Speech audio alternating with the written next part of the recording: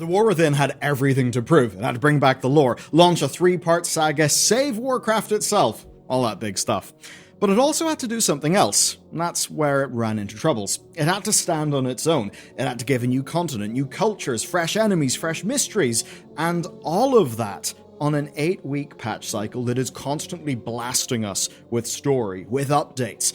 And that means a lot of people are confused. A lot of people are asking, what was the point of everything we just did? How do we get from Xal'atath to where we are now? How does Koresh and Undermine set up Midnight? And here's the real question. How the hell do we eventually reach Illidan, Sargeras, the Titans returning, and, the Sword, all in just 2 more expansions? If you've been asking yourself those questions, you've now found yourself in the right place. Today, I'll connect every thread, every setup, every payoff that will lead us to what should be the greatest showdown in the franchise's history. So, let's break down the most impactful lore beats of the War Within. Now, speaking pro-gamer to pro-gamer, do you know what tells me? Dying behind cover, missing an interrupt, things like that where your client shows that you're safe, but clearly the server disagrees, perhaps because your packets took the scenic route. And if routing is the problem, today's sponsor ExitLag can help you out. You see, ISPs choose internet paths based on policy and cost, not on gaming latency, so you don't always get the fastest route. What ExitLag does is it actively maps multiple paths to game servers, and it routes your traffic over the best ones in real time. Now, obviously, it's not magic. It won't fix bad Wi-Fi, overloaded servers, or massive amounts of distance. But where routing is the bottleneck, the difference is real. And this can benefit you most if these situations sound familiar. Your ping is fine during off-peak times, but spikes at peak times. Or you're far away from your server region, or you've got weak ISP peering. Perhaps you see jitter and desync that ruins things like, say, time-critical PvP. They support over 3,000 games and apps, and the setup is really simple. You pick your game, choose a route, then you test. There's a 3-day free trial on desktop with no card, so it's genuinely no risk. So you can try it during your peak hours and then keep it if you see a measurable improvement. And here's the best bit. My offer is 50% off an annual plan, so that's 12 months for the price of 6. Just scan the code or use my link, which is down in the description. The War Within brought us to Xal'atath, a colony of Titan-forged earthen who built this thing. This is the Coreway. Think of it as a highway straight to the planet's core. What's waiting down there? Well, the World Soul, Azeroth herself, and she is central to everything going on. But here's the twist. That's not why we went to Xal'atath. Not really. I mean, sure, everything we discovered sets up the next 2 expansions, but the real reason we're there, of course, is that Xal'atath laid a trap, one designed specifically for us. And remember, Xal'atath knows us. She was literally in our hand for 2 expansions. She's been watching us for 2 more. She knows exactly how we think, how we react. And you may have noticed something strange. Every single layer of Xal'atath had a new enemy faction. And that was not a coincidence. You see, Xal'atath arrived there long before we did, and she corrupted her way straight to the bottom. She found Goran, an earthen who wanted to be Stormward. He split the Storm Riders at the worst possible moment, right when the Nerubians attacked. That's what you see at the start of the expansion. Then she found the High Speaker Eric. After cutting a deal, his awakening machine suddenly started spitting out corrupted Scaradin, which are basically just voidy earthen. And that happened right as we reached the Ringing Deeps. And Hallowfall? Well, the Order of Night extinguished the Dawn Towers. They did that precisely when Beledar shifted to Shadow. And then Queen Anne-Sorek's Nerubian Kingdom. They sacrificed everything for Xal'atath. But here's what you need to understand. They were not a trap. They were bait for something much deeper. A long time ago, when the old gods ruled Azeroth, they bled deep into the planet. Now, their blood had long since dried up. It had solidified over millennia. That's how you got Saronite ore in Wrath of the Lich King, as one example. But then Sargeras stabbed the planet at the end of the Legion expansion. And that sword strike, well, it dislodged all that ancient blood. It reliquefied it, and now it's seeping through the depths, infecting everything. What else is down there in the depths? Well, Azeroth's World Soul, and that blood is unbalancing her. It's making her vulnerable. And it's all similar to what we saw in Pandaria, where the old god blood drinks in negative emotions. Xal'atath, of course, was full of negative emotions. And all of that right when Xal'atath needed that blood to be as powerful as possible. So, she soon unleashed her trap. Azeroth started singing a radiant song. Azeroth was warning us that danger was coming. Locust Walker thought it may mean Dimensius was on the way. He was right, but as we'll soon see, Dimensius was only a bit part in this story. A bit part in the real story, which is the rise of Xal'atath. So, something was up. Azeroth was calling, and who heard him? Well, Magni Bronzebeard. Magni answered the call, but it's rather strange because he noticed that Azeroth is different now, and he, before that, hadn't spoken with her in years. Now we soon discover why. We discover that Azeroth has become overwhelming, and that's a sign that she's waking up, that she's shaking off her Titan shackles. But of course, Magni tried one more time, and when he did, he was able to receive a single message from Azeroth, and that message said, Kaz Algar. So we got the A-team together, we boarded Dalaran, but Xal'atath was ready. This would be worse than the Broken Shore in a way. The Nerubians attacked. Together, they seemingly killed Khadgar, they blew the city out of the air, and we were pissed. Of course, that's exactly what Xal wanted. So we got to the surface, and then we found all of her minions, and we pumped our violence, hatred, and anger into them. They all died, which was good, but below our feet, the old god Blood drank it all in and grew its power. So even though her allies were being defeated, her plan was working. But you might still be wondering, what's the point in charging up all that old god Blood? What's she really up to? Well, to answer that, we've got to touch on the Haranir. After 3 zones of questing, we crash into Azj-Kahet and we're on the back foot. Our airship was down, we were outnumbered, but that is when these guys showed up. They had arrived from a route network close to Hallowfall, and they were trying to stay unnoticed, but one of them turned back to save us. Her name is Orwena. We'd later meet her in a curious place called the Breathing Pit. I don't know about you, but I don't really like pits that breathe, and what that pit was also was our first interaction with the Black Blood ecology. Take a look at how it blends in with the roots. We see the old god corruption, roots that are ancient and powerful from a world tree. So this is bad stuff. And Orwena tells us her homeland was suffering from a similar infection. But if our instinct was to help, we would have a problem, because we also discovered that her people, the Haranir, are deeply isolationist. But their goddess had charged Orwena with a mission, and that mission was to leave their homeland and to find the source of the corruption. And that is when she discovered us overran by Nerubians. She helps us, and we go on to help her investigate the Black Blood. We discover that it wasn't just corrupting the physical world, it was also creating a realm. One called the Unseeming, a strange nightmare realm existing just below ours. We found creatures trapped there, some ancient, and that's when the most settling aspect was revealed. When Orwena traveled to the Unseeming, she told us something disturbing. She said that the song of her goddess had become discordant.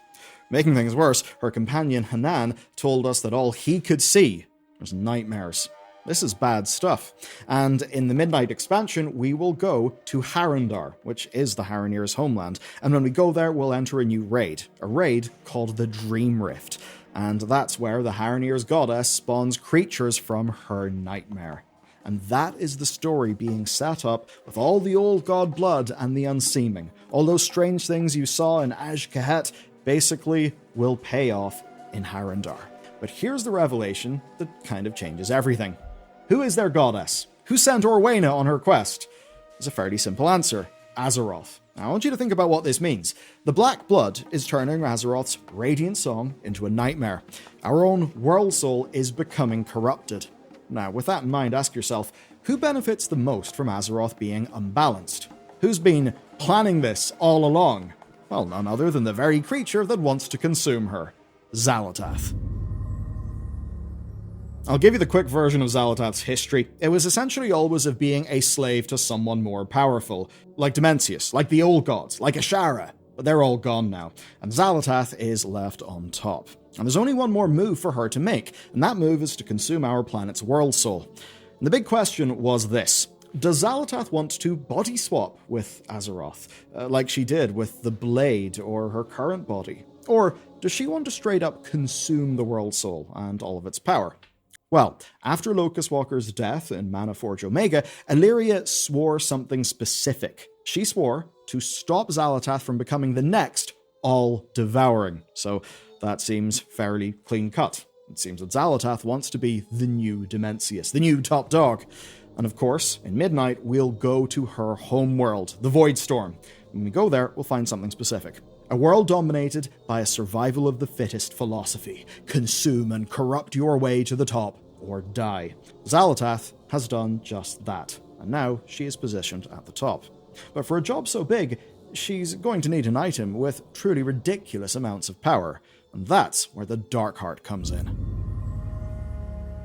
At the end of Legion, something massive happened. The Titans, Illidan, and Sargeras all departed Azeroth, and they left us with two little reminders, one being this star, and the other one, the big sword buried in Silithus.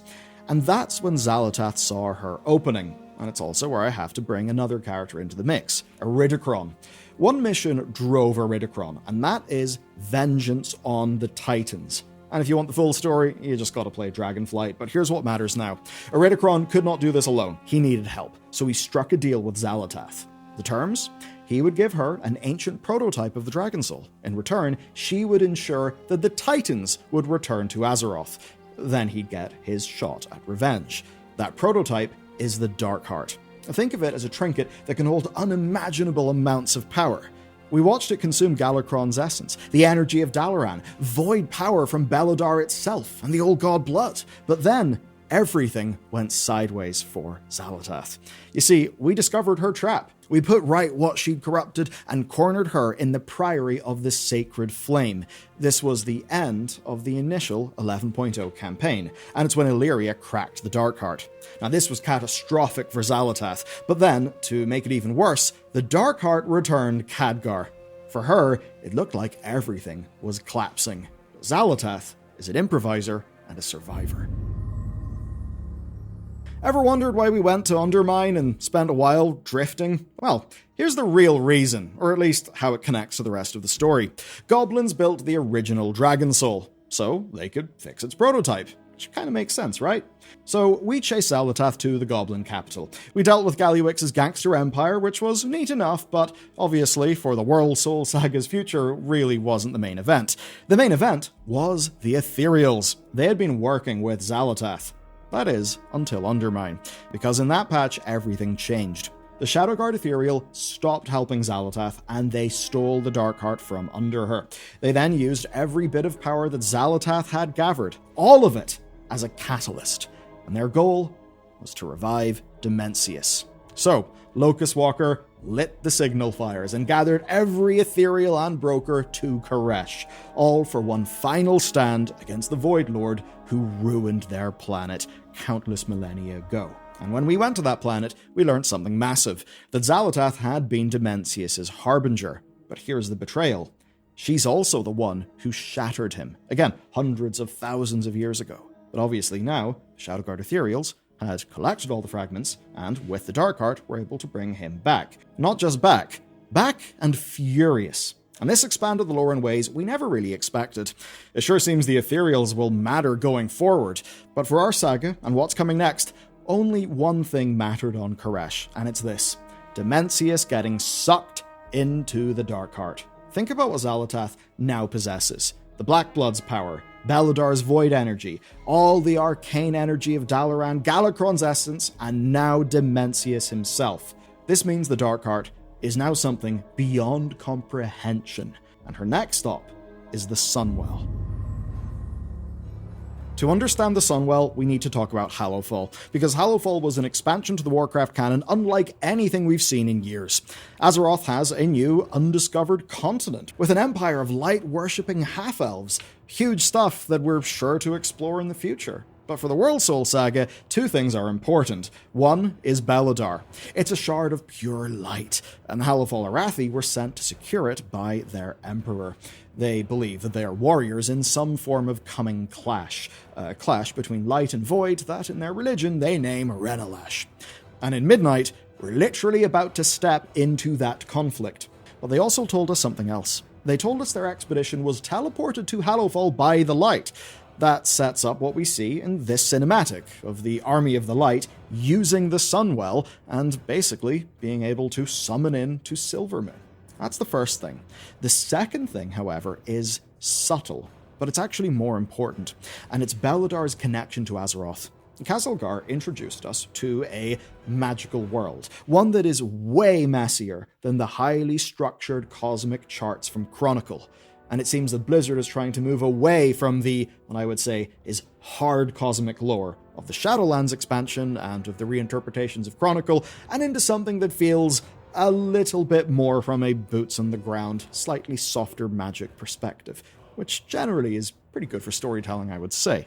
Now, we learned that the Arathi worship something called the Sacred Flame. And while the light is involved, it is not purely light. It is not purely arcane. It's not even the energy of Azeroth itself. Instead, it's a little bit of all three. And while we were learning about all this, Lady Liadrin decided to visit the Hallowfall Arathi, and when she did, she pointed out something very interesting to our story, that the Sunwell sounded a hell of a lot like this Sacred Flame. Now, the Sunwell was seeded by waters of the Well of Eternity, which basically was a font of the arcane. You could essentially say it was Azeroth's world soul's kind of lifeblood. So when the High Elves got exiled, they basically stole some of that. They started the Sunwell, and at the end of the Burning Crusade, the Sunwell was blessed by the Prophet Velen, which is a pretty neat connection, right? Now, remember what's actively happening to Beledar when you look at it. It slips into its shadow form. And that is what we're about to see from the Sunwell. And it's something Blizzard have teased before in the Void Elf Unlock storyline, where Illyria tries to visit home, goes to the Sunwell, and almost flips it into its void state. Because, well, she's of the void, and that shit's real reactive. Those are the basics, but there's actually way more going on here. As an example, a light crystal similar to Beledar named Himusul. It was found in the Siren Isle, and it points to a chain of crystals, a chain between our side of Azeroth and the Arathi's side of Azeroth. If you remember the shadowy figure who was standing at a big light crystal in World of Warcraft Classic Season of Discovery, that's likely one of those crystals, and also Xal'atath, through, I don't know, some weird spooky magic. But for now, what we see is Midnight's foundations. So let's see how the War Within is setting up what comes after Midnight, which is the last Titan. Okay, this is probably the most important thing introduced in the War Within, and it's called the Manifold.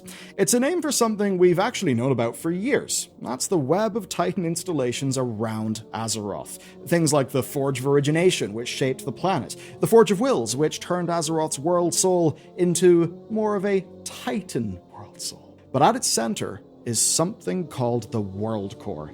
It is an immense chamber crafted around Azeroth herself, and it was built by the Earthen of Khazalgar and others like them. But over time, Azeroth's energy leaked out, and it actually infected some of the Earthen. It infected them with free will. And those Earthen named themselves the Thragar. And when they did, they turned their tools against the World Core. And that gives us the impression that Azeroth is not happy. Another thing that gives us that impression is the logo of the Last Titan. See the little spinning discs? Notice how they are extremely similar to the prison of the Primal Incarnates, who are the villains of Dragonflight. Well, yeah, it looks the same as the prison they were locked up in. It sure does seem to imply that the Titans kind of locked Azeroth up and then built a bunch of machines to turn her into one of them.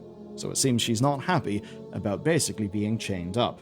And Khazalgar is littered with evidence pointing to the Titans being callous arbiters of their definition of order. We know they literally wiped out generations of mortal Earthlings.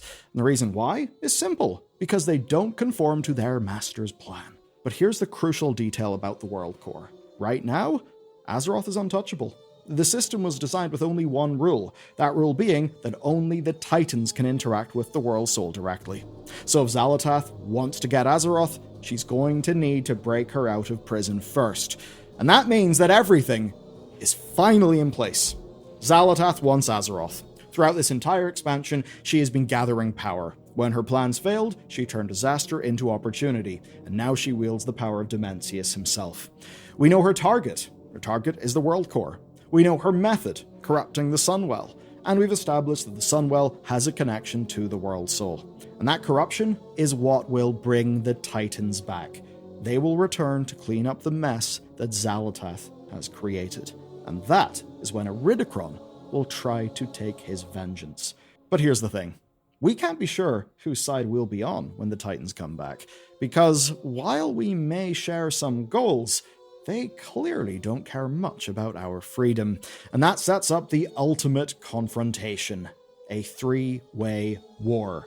Xal'atath, the Titans, and caught between the two of them, us, Children of Azeroth. And this is not speculation, this is what the War Within has been directly building toward. And if you want to see how this explodes in midnight, check out this video next.